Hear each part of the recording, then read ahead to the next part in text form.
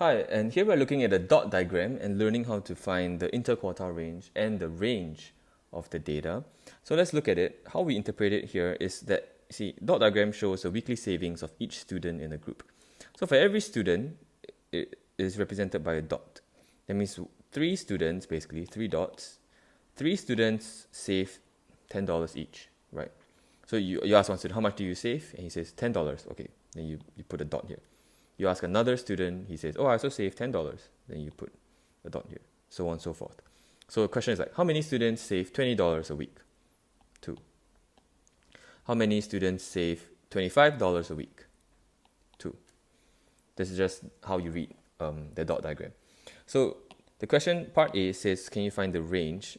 Range basically is, you can think of it as like how far it goes, right?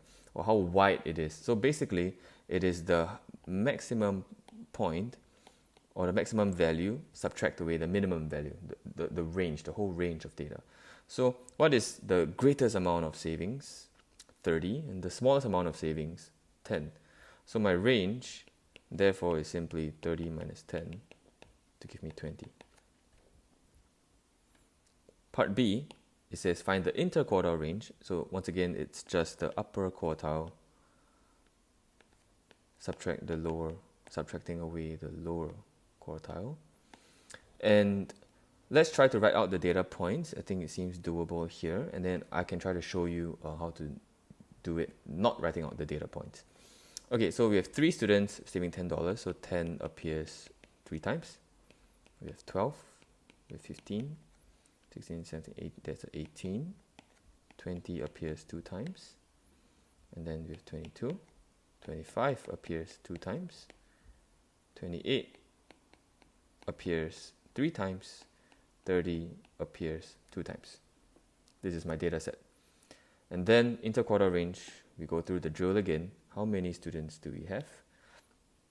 1, 2, 3, 4, 5, 6, 7, 8, 9, 10, 11, 12, 13, 14, 15, 16.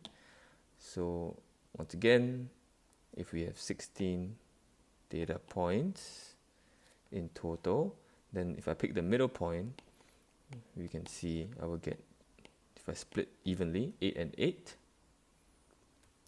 then this will be between, 8 plus 8 gives me 16, so this point must be between the 8th and 9th point. So 1, 2, 3, 4, 5, 6, 7, 8, 9, so between 20 and 22. This is my median, right there in between it. So I don't really have to go and find it. I mean, it's pretty clear to me what number it is, but we don't have to find it. Interquartile range, let's just go there. So we look at the upper quartile, right, which has 8 points. If you count, it is 8 points. And so the middle number will give me 4 points on each side. So it's in between the 4th and 5th one, which is this, upper quartile, right, is 28.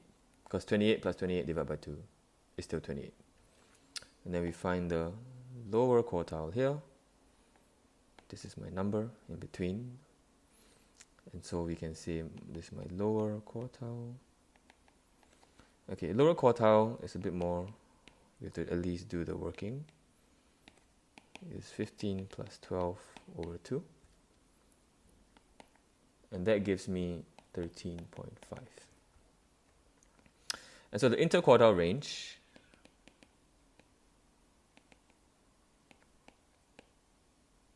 is therefore 28 subtracting away 13.5, which gives me 14.50.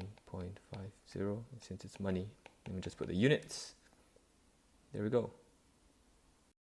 And so you could have tried to do it without writing out all the points, but you would have to be able to say like, oh, okay, for the upper quartile, you have 4 points on each side, right? And this is the middle point in between. So 4 points here, so it would be 8 plus 4, so that would be 12 points. And 12, so this point, upper quartile, is between the 12 and 13 point. And then you would count 1, 2, 3, 4, 5, 6, 7, 8, 9, 10, 11, 12, 13. So between the 12 and 13 point, both of which are 28, which is exactly what we saw here. 12 and 13th point, both of which are 28. Then you would say, oh, your upper quartile is therefore 28. So that's how you could also do it.